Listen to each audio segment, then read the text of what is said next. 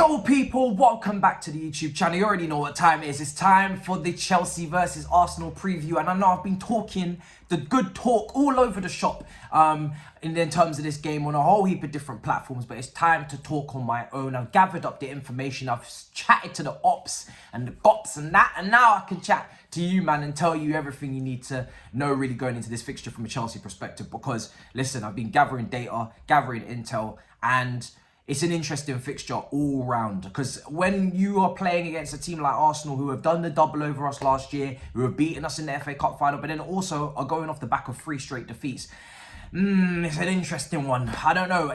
For me, it's not as all rosy in the garden for us going into this game as they would like to paint the picture, you know, where they're just going to get their asses handed to them. I know what a London derby looks like, and it's never usually just a walkover unless Didier Drogba's on the pitch doing the business, and he's not. And our record against them recently under Arteta is not great, just like our record against Oli was not great under Lampard. You know, it doesn't matter if these teams are in freefall, they still seem to be picking up points against us. So there's no complacency around here. There ain't no drop off in terms of mentality. I want performance to be on point. I understand we just came back from last week, which is also playing into my mind, the fact that we played Real Madrid and Crystal Palace extra time last week, and then followed it up with a big game against Palace at Wembley.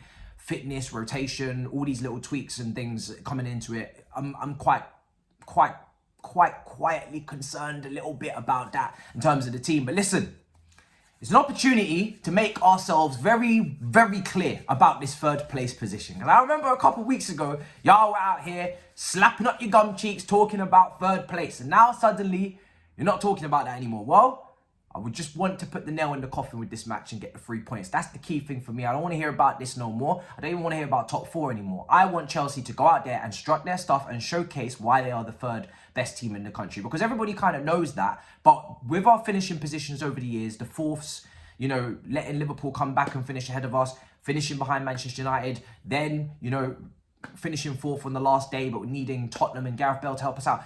I don't like all of that. And that, for me, you know, it dilutes this whole Chelsea are this, Chelsea are that. It doesn't help our case, our cause. So what we need to do is go out there and do the business, yeah? Get the business done. Strut our stuff. Dance until our heart's content. I don't want to see no foolery, no tomfoolery around here, okay? My team is going up on the screen now.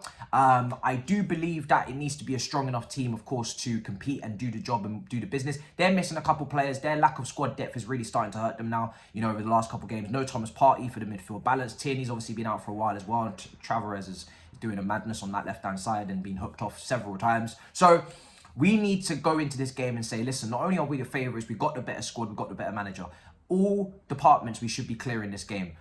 Now, of course, the defence, Reece James spoke about in the press conference. This brother out here is doing a Mazzolini. He is locking up, you know, wingers for fun. Zaha is the latest victim. This brother did not get a sniff in that first half. You know, it was a long day for him, a very long day indeed. And Reece James, you know, we know what he can do going forward. He can cross, he can shoot, he can take free kicks, he can take corners. This brother can defend. He can defend. I want to clone him. I want to put him at right side centre back. I want to play him at right wing back. And I want to get a left-footed version and play him at left wing back too.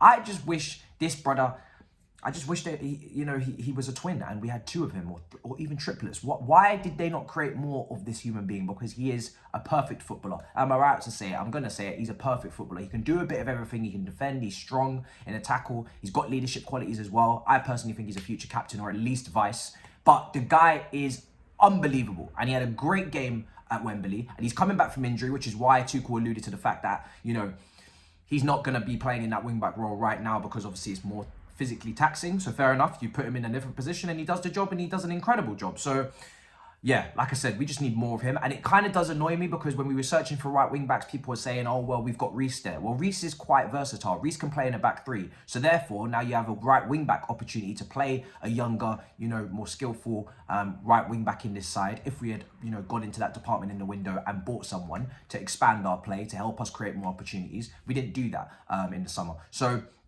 that does kind of annoy me, because I did say that months ago, and there is space, you know. I know Reece is obviously, you know, very difficult to dislodge, and I can understand why young players might be disheartened to try and come up against Reece. I would be too. I understand your concerns. However, rotation is needed. He needs to be rested. He doesn't want to be getting, playing every single match. He's going to get injured if that happens, We do have to look after these players as well, especially when we've had cases. It's not been a normal season. So, as was last. So I just think we could have, used this combination down this side. And a large part of why we're seeing it is obviously Ruben Loftus-Cheek. I personally have him in my team just because, again, someone is playing well, reward them. Let him. It's not like as if he's been playing a bundle of games this season and he's getting to the latter part of the season and slowing down. If anything, this could be the kickstart. He's very motivated. I don't really know what his future really holds. There's Gallagher coming in. There's midfield changes. I think Tuchel reportedly would like to change up that midfield. I've spoken about on this channel before with Jorginho, with Kante. These players' futures. How does it look? Big wages, will they be given those new contracts under new ownership now that we have even more restrictive money coming in terms of self-sustainable? We're not going to have the sugar daddy. Even more of a concern as to how much money we're going to offer these players over 30 that are kind of slightly declining. So again, the midfield needs a little bit of a reshuffle. It needs a bit of a restructure. And Loftus-Cheek, could he be a part of that? Maybe. I don't think it's a guarantee because I still want him to play football. He obviously doesn't want to go anywhere because he absolutely loves Chelsea. If you're going to stay, I really hope that, you're at your A game and you're getting involved and you're getting games. I don't want to see Loftus-Cheek. I've said it so many times as his 5th choice centre midfielder at Chelsea. It's just, for me personally, I don't want to see it because it's just, that's just pointless. We can have someone else doing that. So, and he's on 150k, so he's also earning quite a bit. So we want more contribution over the course of a whole season. But he starts, and I think we need to take advantage of this midfield situation at Arsenal because there's no party. Lukonga's been thrown in there. He's young. Xhaka got dragged out to left back and then he's back in. Look, we need to take advantage of the discombobulated confusion that is going on in midfield. They're not looking comfortable right now. They're not looking comfortable and they're not in their own ends. They're in our ends. So for that reason, that's 2 reasons as to why we should be dominating the midfield. And that's why I've gone with the 4-3-3 because I just feel like now, listen, pack the midfield. They're not scoring a bundle of goals. They haven't scored in quite a few games now in succession. If it's Nketiah up top, I'm expecting Rudiger and Silva, if he starts, because he didn't start on the weekend, to deal with that. Hold that, yeah? If Christensen starts, hold that. Everybody who starts in this defence for Chelsea, it's the strongest part of our team, should be holding that down. And there should be no problems. I don't want to see no Nketiah masterclass. I shouldn't even be seeing any madness happening, even if Nicolas Pepe gets an opportunity to play in this game and juggle things up. I've spoken about Saka potentially playing at left back before because I just don't feel like they have the quality out there, and he's played there before, and he could be maybe an alternative tactically for Arteta to maybe, if he's on his P's and Q's, watch out for this, he could potentially go Saka left wing back, move to a 3, Cedric tucks in, and then you've got a situation where you've got Saka getting further forward and trying to overlap on the left. It's for me, that's more dangerous than Tavares. I know Saka's been very influential on the right wing and you wouldn't want to lose that, but you do have Pepe that you could use at right wing and he could throw up a surprise. It's just a way of maybe jigging things about. It's not like Saka's scoring goals at the moment. Nobody's scoring goals. So if Arsenal are just looking to change things up, that could be something to look out for tactically. But apart from that, especially with the weakened midfield, no real DM, no party, you may want to go over 3 at the back to secure yourselves. But if you don't want to do that and you want to go open sesame, absolutely go for it. We will more than happily have you, go absolutely AWOL in defence because we need the extra helping hand. I don't think Timo Werner really suits this game too much. Obviously now the dimensions have come back to normal. There's no Bernabeu, there's no Wembley. We're going back to Stamford Bridge. I think Arsenal could sit off, they could sit back. I would advise them to do so.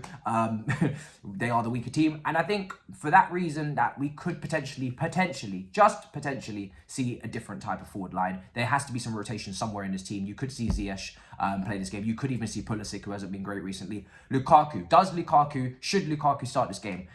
It's something I've been tussling with for quite a few hours now and days, because it's a weird one, because when he comes on, he doesn't look sharp. Tuchel spoke about that already in the presser, saying that, listen, he's not really at 100%. He's missing these chances that he's getting against Palace, against Real Madrid in the first leg. They should be going in the back of the net. They're not. Can I rely upon him to start from the beginning in this game and go full blazing, all guns blazing, pardon the pun. Also, he played very well in the reverse fixture, but times were very different back then. The sun was shining, the birds were chirping, the trees were swaying, Chelsea fans were singing his name, and there was no interview. Now, it's not really the same situation, and there's no Pablo Mari, which is probably the biggest, Mari from Madagascar, there is no Mari. That is the biggest change in this whole conversation. But listen, like I said, I'm intrigued. Do you know what? Throw him in there. I think Kai needs a rest. We have West Ham to play on the weekend at home as well. Now, some may say this game suits Kai more because it's less physical. Arsenal, Gabriel, White, they're not as physical as maybe, you know, Zuma and all these defenders that could come in the West Ham defence. That is true. And you would be completely spot on for saying that. And you've made me second guess myself by even having this conversation in dialect. But I just feel like it's a London derby against Arsenal. And if Lukaku would like to reincarnate his Drogba dreams, this is probably the moment to get it done. And like I said, the fact that they're not physical, you know, they're not the most physically imposing centre-backs, actually is probably a reason to maybe go with Lukaku and just scare the living daylights out of them. So I'm going to go with Lukaku. And I haven't gone with Lukaku for a long time. And I'm always open to other ideas. But I'm just saying, Havertz has played a lot of games recently. He's doing very well. He'll be back in the team immediately if Lukaku doesn't do a drop a 10 out of 10. But let's just see. But I'm just holding my hands up. If you don't like the idea, please do not kill me for it. I am not dying on this hill. You know I'm not really feeling this brother right now. So I'm not, So I'm not really up for this. But up to you. You let me know in the comments if you think that that's a way to go. And like I said, Ziyech, Pulisic, Mason, you know, in a variation of the three. Again, I'm quite easygoing on this because I think everybody's performing at a similar level. So like I keep saying, no one's standing out massively. Although Mason's statistics are looking quite healthy at the moment. I think it's 26 or 27 GA this season. First for shots, first for, chances created, first for assists. It's not bad. He is returning to the summit in terms of statistics, and he is shitting on everyone before he moves back to the famous number 8 position that he would love to regain. So yeah, this is looking okay. But I want us to get in the half spaces. I want us to get Mason and Ruben in there, tuck in those fullbacks if we need be. I think that was a key change against Palace. Reece James tucked in, helped with the transitions, helped in the midfield with the numbers as the other two 8s bomb forward. And if you have inverted fullbacks, that is how you push those 8s into half spaces whilst covering yourself on transition. You don't push both fullbacks forward and push both 8s and leave Jorginho to die and then say, oh, where's Jorginho? Where's it? No, that's not how we roll, okay? Any DM's getting stripped, yeah, in Camden Market. Camden Market? Who gets stripped in Camden Market? I meant Camden Town. I didn't mean the market specifically. Anyway, you get my point.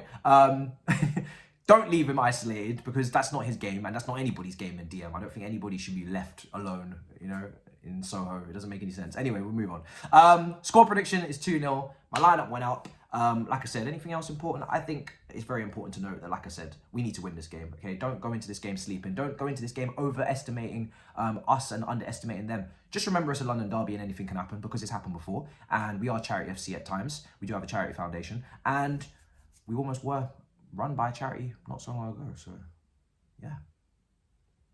Anyway, I'm done. Make sure you smash up the icons and make sure you subscribe if you haven't subscribed. I don't really ask you to do that, but I thought, you know what? I'm feeling lucky. Try me. And I'll see you guys next time. In a bit, people. Peace.